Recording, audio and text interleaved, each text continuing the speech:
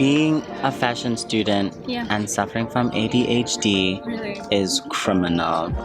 And I don't think that, okay, I will speak for my own personal kind of, and the kind of institute that I attend, is that I don't think that they are extensive enough frameworks to support you, to accommodate you in that way. I think, you kind of still have to operate in that ecosystem in the same way that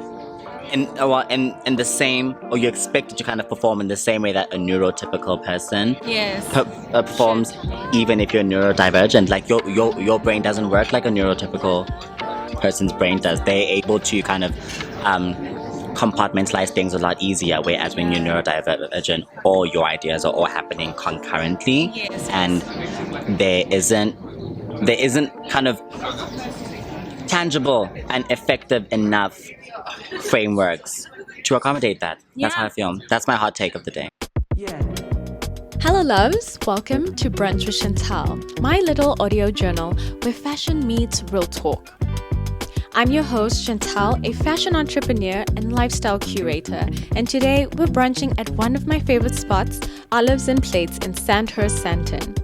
This episode is a special one because I'm joined by someone who walked a part of my creative journey with me, my ex-student turned friend, the ever-stylish Penelope, founder of House of Peneli. She's a true style architect, a businesswoman, and a force in her own right. Over some cocktails, we dive into what fashion school really teaches us beyond the garments and design sketches. It's about the people, the politics, and those pivotal moments that shape who we become, and sometimes push us in directions we never expected. Now, we will be revisiting the unforgettable drama incident, but not from gossip.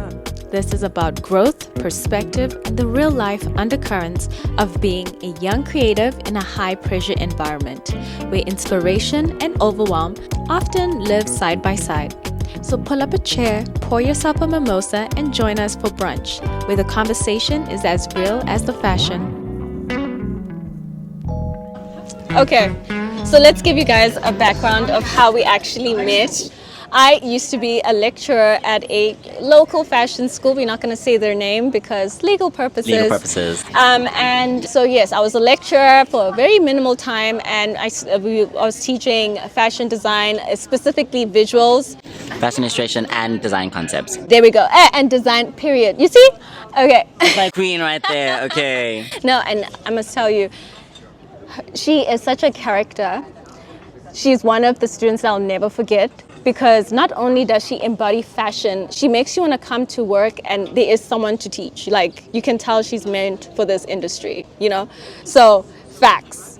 Slay. It's a fact. Exactly. Okay, so she was in my class and she's the next student and now a good friend. So, how are you doing? I'm fab. I'm so happy to be here. Thank you for meeting with me for brunch. Okay, so I have a few questions, right? What was your perspective of fashion school, and exactly what was your expectations of the school and for yourself? I think going into fashion design, like most people have this idea that it's all like glitz and glamour, and you kind of picture all the runway shows and the red carpets. It is... You will find going into fashion school, the reality is the complete opposite. There's nothing glitzy, nothing glamorous about it. It's actually an incredible amount of work.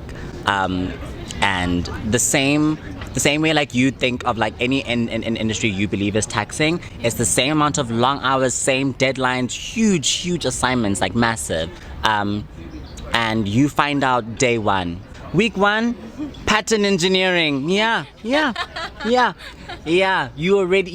are thrown into the deep end, and it's crazy because it's shit you've never done before. Yeah. Right. And it's very, very high paced, very kind of chaotic, because it does. Like you see a runway show, you're like, oh my gosh, wow, that looks so cool. If you know what goes into a runway show, if you know what it looks like backstage, you don't know. Y'all don't know. You mentioned something about pattern engineering. Are those one of the expected, like when you were starting the school, did you expect to learn those kind of like skill sets? I don't think I can say that I kind of expected to learn anything in particular because, of course, I'm going into this space, that I've kind of never kind of been in from an academic standpoint, and so you kind of just go in having to, or you kind of have to go and open to learning everything and whatever there is to learn about the trade. So I didn't take art in high school, and I thought I would have had to because I'm as far as like the kind of design goes, but you learn illustration from scratch. Chantal was my illustration lecturer, and you learn how to go about collating ideas that kind of make up what your designs are gonna look like, right? And like where you draw your inspiration from, and how to go about doing research effectively in a way that will make your design process more concise, more streamlined, and more effective, more impactful. Well, okay. Would you say that fashion school was kind of like a crash course to finding your identity? We spoke about earlier, we're not sure if we recorded that, but we spoke about her being trans, and so based on that, do you feel like the designing or being in a fashion school was kind of like a crash course to finding yourself? Absolutely. I feel like being in fashion school is, as far as like your kind of character development goes and kind of your journey to self-exploration, it is an amazing space to be in, especially as a queer person. You are surrounded by a lot of kind of like-minded, in the sense that we kind of approach life from like a similar perspective in that sense, like being creatives and kind of being queer people. So it's really cool, and the people that you meet like shape a lot of your understanding of yourself. Like I kind of see elements of myself now that are mirrored, from the people that I spend most of my time around, right? Okay. And it's a constantly kind of like changing and evolving process.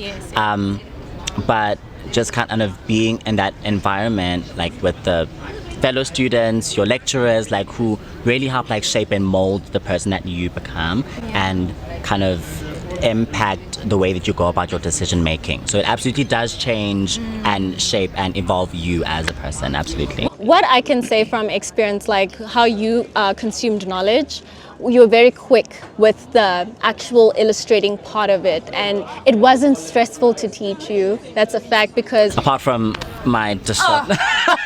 She's a character.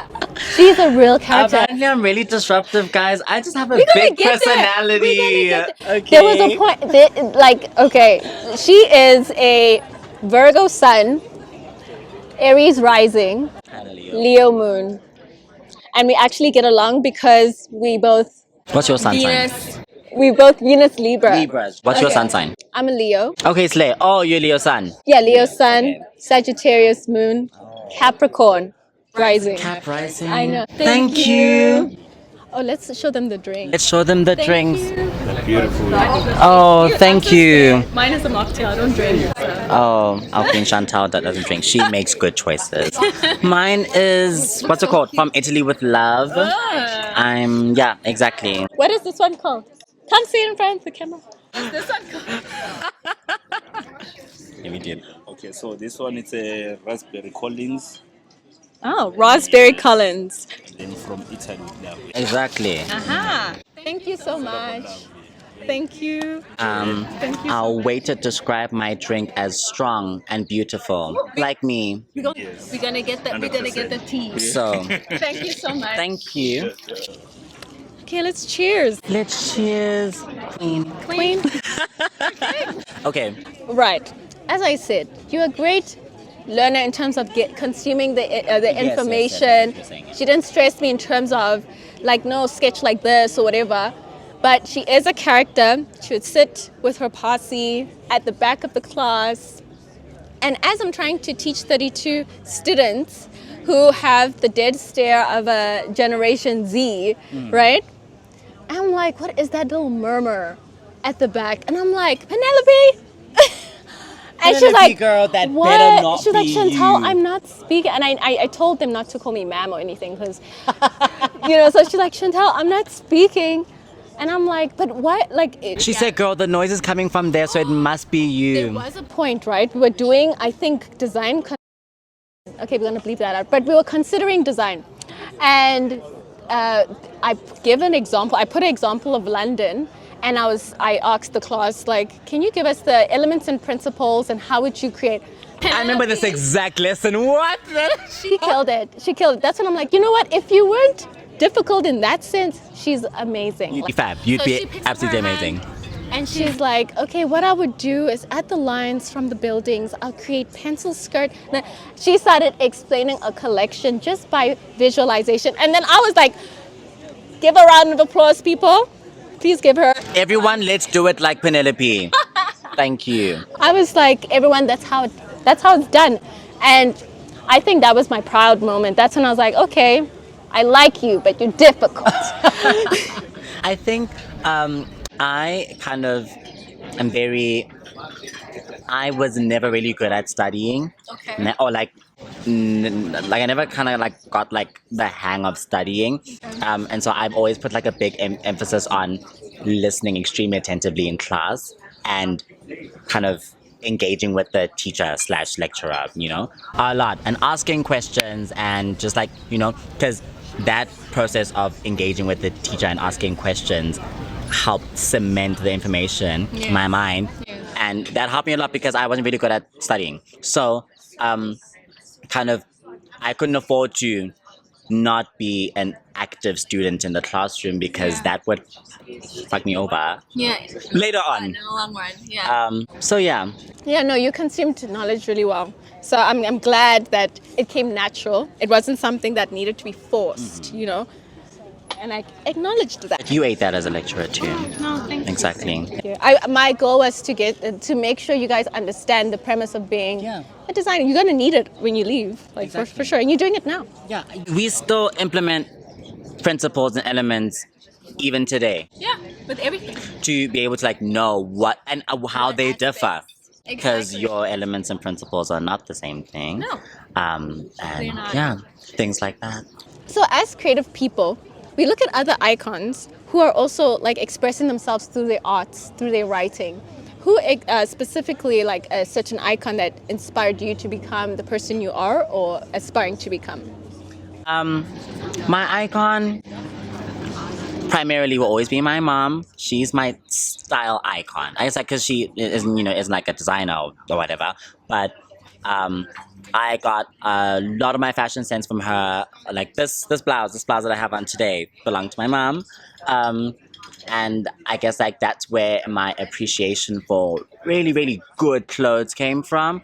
And like kind of styling, knowing how to put things together, color coordinating, things like that. And those influence how I go about my designing now. And then as far as like creatively, in the sense like of being an actual designer, I have three designers in particular that have kind of been a source of inspiration for me for a long time. I love Thierry Mugler. He's just about my number. Okay, now I'm lying. Daniel Roseberry is my number one now because I just love everything he's doing at Schiaparelli. He is amazing. He's my favorite. But Thierry Mugler, I really love because I'm a sucker for a cinched waist. Oh, that's gonna do it for me every time. I love exaggerated proportions. Like we love a big hip, a big shoulder, and like tiny waist. Like that. That's what I love. I love that. I love John Galliano. He's fantastic. His mind is crazy, and he has this like amazing way of being able to recontextualize like all these kind of different topics, like things that you think right? Like if you think what kind of East Asian style or fashion looks like, or you think what all these things, has such an incredible way of kind of breaking things down completely and recontextualizing them. And I'm really kind of inspired by him and how he goes about his process. And Daniel Roseberry, because he is so tea. So tea. Yeah. Okay. I'm going to touch on the dynamic of student and we just spoke about it now, but in a creative way, was there any push-pull dynamic when learning? For example, let me give you an example. Let's say you have a project and the lecturer is telling you to do it a specific way, but you have your own version of that way. Time that you had that feeling where you felt like there's a push and pull where you need to make the lecturer happy, but also express yourself as a designer. I feel like it is a lot of push and pull, but I guess like being a student, like you have very little influence on how things actually happen because you exist within this academic framework. And so you can assert yourself, as a designer, but at the end of the day, it's like you're still a student, you're still learning, and you have to do it like that. I had this this year recently, doing my research for my graduate collection, and I obviously like when you kind of go in your design process or go about your design process, you put the clothes together the way you think looks most appealing, right? And then you go to like whoever the body is that, or like the panel, because you kind of present your ideas to a panel. It's like a group of lecturers, and you kind of defend your design choices, your inspiration, your kind of concept and things like that. I love that you use the word defend, because we shouldn't, like, you're trying to tell them why it's fabulous. Exactly that. Yeah. So you, and I think it's a I appreciate that, like, kind of the way that is structured in that sense is that you don't just draw or don't just design just because. If you put a bow there, why did you put it there, and how is that contextually accurate to your concept? How does that tie in? Like, how is that relevant to your concept? And it helps you become more rooted in your choices and more grounded because everything you did was intentional. So it is two-sided in the sense that I get why it happens like that, but it is disappointing as a creative to sometimes have your choices shut down. And in the real world. Yeah, and that's how, it's, that is going to be. And that's why I started my own company, because I am not in the business of having people tell me what my vision is, because I know what it is. Thank you. Thank you very much. Wow. Okay, but yeah. Period. No, I love it. Did I answer your You did, slate? you did. And you kind of like solidified it for me. Now we're going to talk about our evolving relationship from ex-student to now a good friend. And I think we did touch on that, but to give it like an umbrella description, from my perspective, I feel like seeing you grow as an individual, we still follow each other on Instagram. So I've been watching you do my favorite zeitgeist, let me say, of what you were doing was when you were taking pictures of yourself, like getting outfit of the day. My outfit diary. I really like that because you're kind of educating people how to dress, both at different genders. Which I like. And I really like that time. There was a time she came to school with this beige, It was like very like neutral toned. I had brown pants. I had like a dark brown pant. I had kind of like a, what shade of brown is that? Okay, like beige, but like so my capelet was beige. The blouse was like it's like cappuccino, just a bit darker than that. It was and then monochromatic. and I had a brown beret, and a nude heel. She very- ate. And Chantal like, said, OMG. Oh, that's what I'm talking about. I was like, yeah. Exactly. So it was so satisfying to watch that. But yeah, just to see you now even still pushing. I haven't seen you in a long time, what, 2 years? But I think seeing you through your social media, I love the fact you have your own brand as well. So it's just natural to become your friend because even this incident of us talking could kind of create more collaborations in the future. Absolutely. The fact that you are working towards your brand and you building yourself as an individual, it does, for me, this is my gesture of a podcast is let's vibe. I don't know, are you in my future or not? Like what's going on? Let's see what the vibes are. I think in our kind of relationship in that sense. As a lecturer, the vibe between Chantal and I initially was a little adversarial. Just a little bit. Just a little bit. Um, I have a big personality. I have a lot of things to say.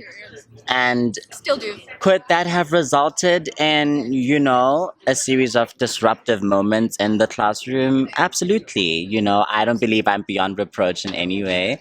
And Chantal was definitely valid for the most times she clocked my tea, and that's okay. And that's okay, right? But we had like a lot of like back and forth, and I was like, no girl, you tryna. I remember I said to her, I said, because I pulled she pulled me outside. Yes. Right, because I was like, no, I was you like, are let's go picking outside. on me, and she said, she did. no, you are disrupting my class, and I said, no, girl, you don't know what she's talking about. And she said, do you want to go and talk about this outside? Yeah, because it was like in front of it was a dramatic moment where we in front of like all the class, and I'm like, Penelope, like, do you have a problem? And then it just started that way, and then we were like, let's go outside and deal. Let's go and talk deal about like this outside. Yeah, and we did. And I felt bad because I was taking hours away from the From other the students. classroom. You know what? Yeah. We and I'll shout out. Chantal is really, really cool. And we now have this relationship that exists outside of, that kind of initial dynamic. Which is cool because now like we're not bound by that student lecturer. It doesn't define us, Yeah. and it was a time to cross. There's a reason why we had to Yes. meet at that And cross time, paths. and then exactly. So Yeah. that's what it is. So we do want to put this podcast a little enticing, and we're gonna touch on the drama that happened at the institute. Local fashion. Yeah, we're not going to mention the school name. We're not going to mention people. This is just what happened in the environment that we shared, and we're just going to touch on that. So what do you think happened from your perspective? My perspective, there was like a time, and it actually is crazy because like it wasn't even like that long into the year. We were still like in March. Yeah, we were still in March. And some controversies began coming out about Chantal and kind of what murmurings of Chantal's ineptitude or things of that nature, Nje. But yeah, soon after that, just kind of a lot of up and down. Obviously, I was a student, so like we don't really have the kind of full scope of what's going on. But I remember walking into school because our school was in a shopping center. But don't think shopping center exactly. I'm just not gonna It was say like the exactly. office area of a shopping center. Yeah, of a shopping center. Yes, exactly. So I'm walking inside, and on my left, I see my queen Chantal walking towards the door, holding a box. Like you've ever seen a movie or had a job, you know what that means. And I got upstairs and I'm like, what? I said, I know I did not just see Chantal walk out of here with a box, girl. I got upstairs and I'm like, guys, what is going on? They're like, no, Chantal just like kind of marched out. Like Yeah, I resigned. There's some drama. Yeah. Um, I resigned. Yeah. The environment was too toxic for me. When a CEO is like telling you things like, "Oh, you will never make it without me," and there was a lot of feeding of toxicity, and you would never dine at a table where they're feeding you poison, right? Exactly. So I felt like the environment was so toxic for me. Already I was dealing with corporate bullying, which I did address to HR, and that was ignored, or let me just say it, like pushed under the rug in a professional way. They did do the whole process, but yeah, it all started with corporate bullying. A person who just dislikes me because of my existence decided to create some rumors that spread it like a virus. It started off with like the co-workers, and then it just like seeped into the students. It was just overwhelming to deal with. And as I was expressing that it is messing with my mental health, the environment is messing with my mental health, who in the hell can work in that kind of environment?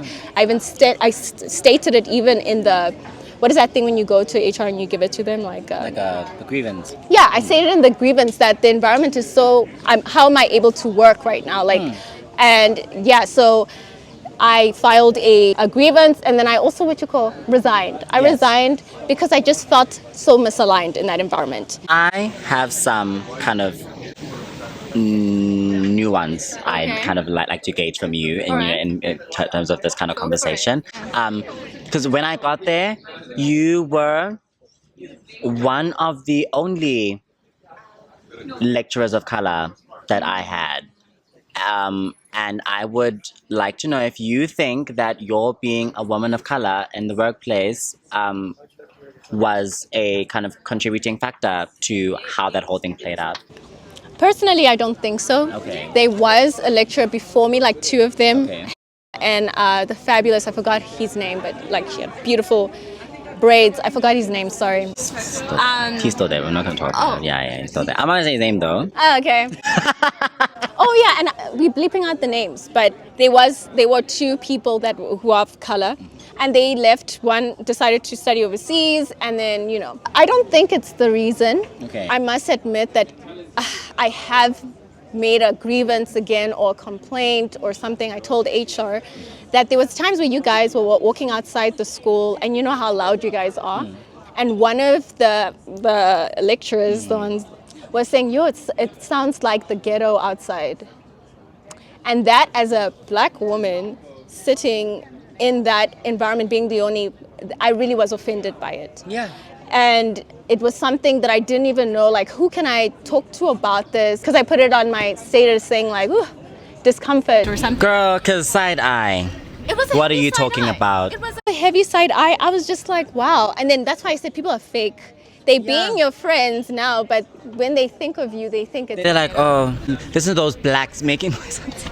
I mean, I'm just saying, I'm not saying the school is racist, no, at all. But I'm saying there are certain comments that I experienced while being a lecturer there that I felt like, and it's from people that are, that's why I say you can't trust people. They lie to your face, they say, oh, chomi, or they be friendly with you to make you friends, whatever. But they have their own hidden agendas, mindset of you, and you never know their race or.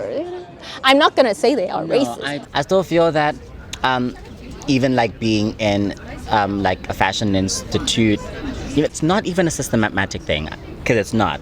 Within like the framework of the institute, it's not.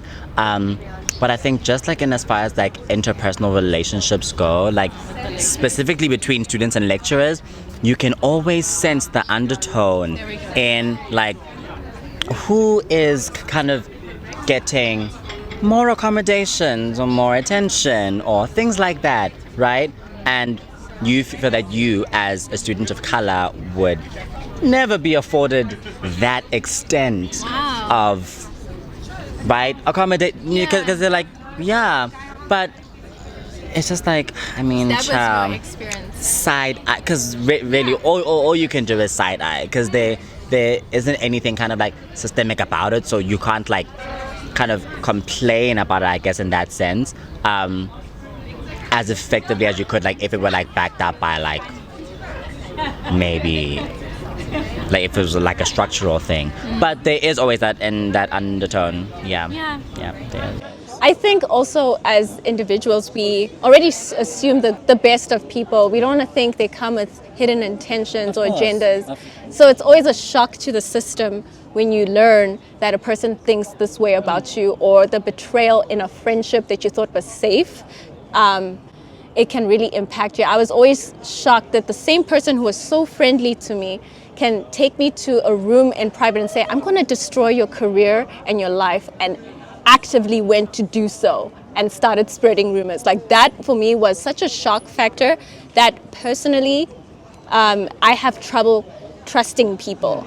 And then it also was a mirror for me, because I was like, wow, I can be very naive sometimes and assume that this person is a great person. Like, I don't know, I just assumed he was a great person, but I was wrong, unfortunately. And he showed me that side of who he is, and he's basically a wolf in sheep's clothes. Like, if he finds something about you, he's going to find a way to like ruin your life. And he has intentionally said it to my face, And that you lives gone about doing that. and went to go do it.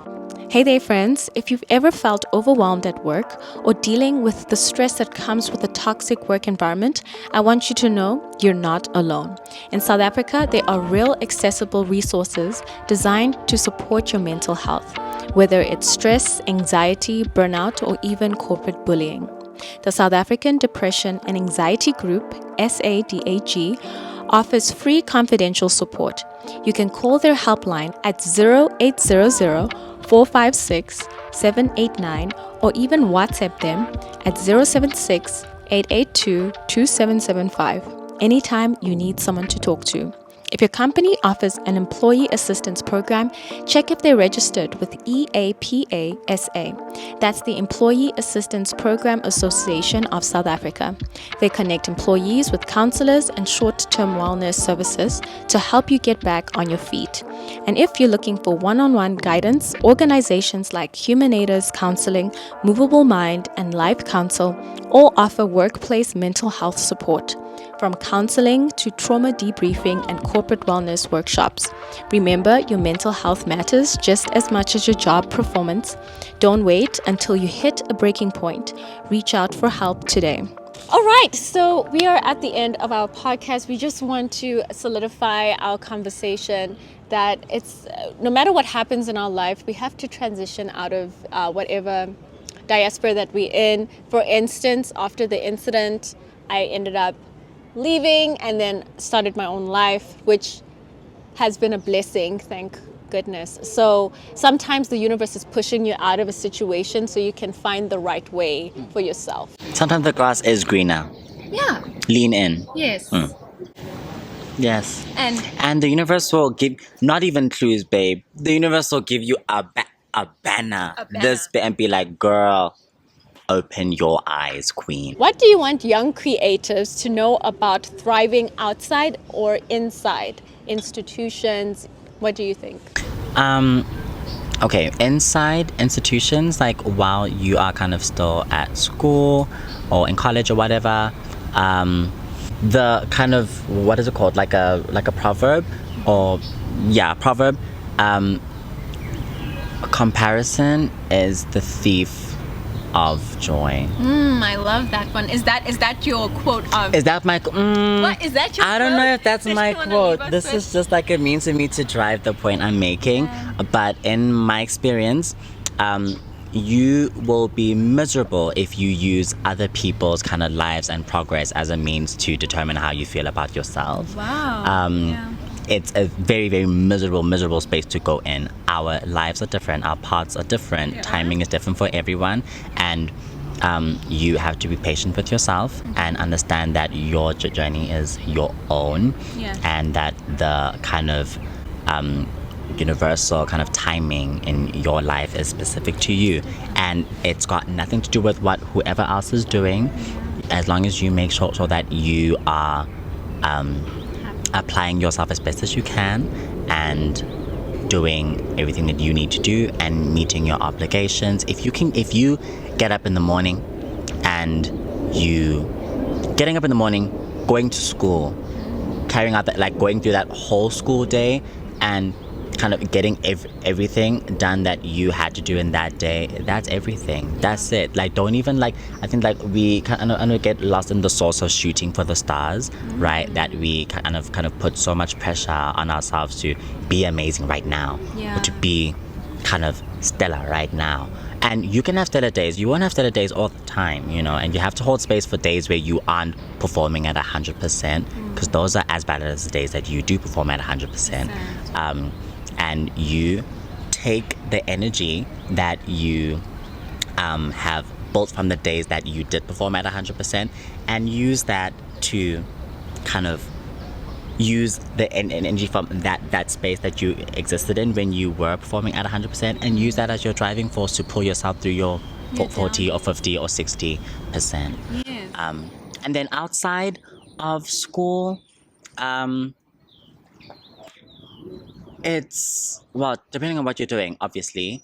It's very crazy. You deal with a lot of people, and people will put their things on you so They bad. do, People put their things on you, but I guess just like kind of staying grounded and rooted in what it is that you've set out to do, or whatever it is that you do that is special and unique and intrinsic to you. Like, you just hold on to that, and most importantly, like, kind of reach out into your support systems. That is the most important. Even in school, suffering in silence is a fallacy. It's not. You should not do it. You should not do it. Always reach out anytime you're struggling with anything. That like mindset of like, I'll sort it out or I'll get through it. It's so unhealthy. It's so unhealthy. I can say, because I spent like a large part of my school time in that mindset, and you will burn out. You will burn out so bad. Like, always kind of trying to handle things on your own because you think you can, or because you think like no one else will kind of understand, right? It's so important to lean on your kind of support structures and systems. And be intentional about building those, right? In what sense, how do you build your support structures? I guess surrounding myself with people, I guess, like friend wise, people who are kind of as goal oriented as I am. there we Nah? go. Because Ambitious. and that way we push one another. If I'm having a down day, you could be having an up day, and I can draw inspiration from your up day and turn my down day around, right? Okay, like symbiotic. Yeah. Like so, building relationships in the kind of pursuit of symbiosis. They're definitely like being able to, Yeah, give and take. yeah, in that sense. You see, that's Libra Venus, equal give and take. That's how we earn relationships, on all kinds of relationships. Every kind of relationship. Yes. And then I think in the last year or so, I've come to lean on my parents a lot more. Good. I think initially it was like, because like stuff at school, it's like, I'll sort it out. But being able to just be real and vulnerable and be like, I'm actually not doing okay. I'm actually not I'm struggling to handle my workload. I'm I'm struggling with this, I have all these things I need to do, and allow the people in your life to help lessen that load. Wow, I love that. I love that one. Hold on, there she is. I knew it. Queen. Well, that was it from today's episode. I hope you enjoyed it. If you want to see her again, let me know in the comments section below. We actually spoke about her journey in being in transition, and we're thinking of doing another show or another podcast series, or not series, episode for Pride Month, South African Pride Month, which is in October. So yeah, stay tuned for that. 100%. So thanks again. Thanks again.